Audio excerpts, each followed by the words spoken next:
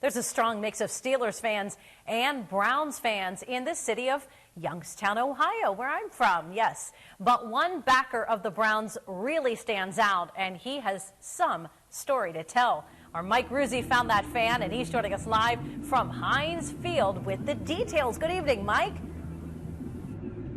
Hi, you guys. You need to an interview. Hey, Eva, we were right outside of Chuck Noll Way in front of Heinz Field, and yes, Ray Prisby has been a fan of the Cleveland Browns since 1963. He remembers the 1964 title game, but there is one year and one event that he has fond memories of, the NFL fan experience. Mike, I almost said, this is Youngstown. Nobody comes to your house unannounced. But I didn't say that. I just figured it was one of the staff people that got locked out. The retired General Motors worker will never forget November of 2020. Cleveland Browns all-time great Jim Brown gave him the news in person. He was a finalist for the Ford Fan Hall of Fame class. And later on, he learned he was one of 3 fans inducted, the first Browns fan to be so honored. And he just doesn't have a man cave, but a house cave full of Browns memorabilia. I moved back to Youngstown in 2012 to take care of my mom, who was 89 at the time, and she was just starting to get dementia.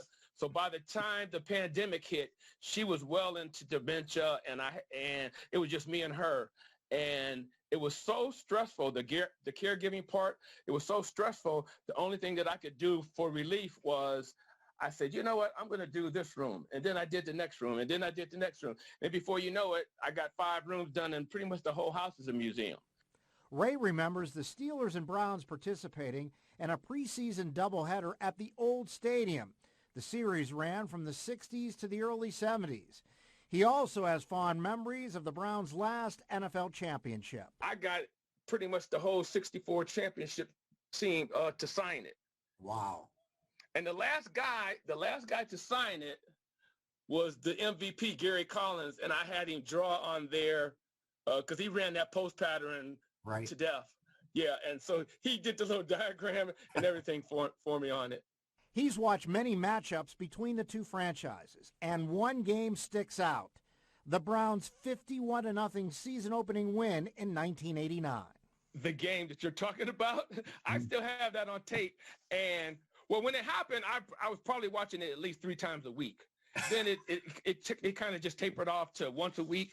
And whenever I'm feeling down, I just pop in that game. Eva, he watches it 3 times a week. I haven't watched it since that 1989 season opening game. As far as the contest, there were 27,000 fans entered. He was one of 3 to get into that initial class, now honored with the Hall of Fame credentials. Live from Heinz Field, Mike Ruzzi, Erie News Now.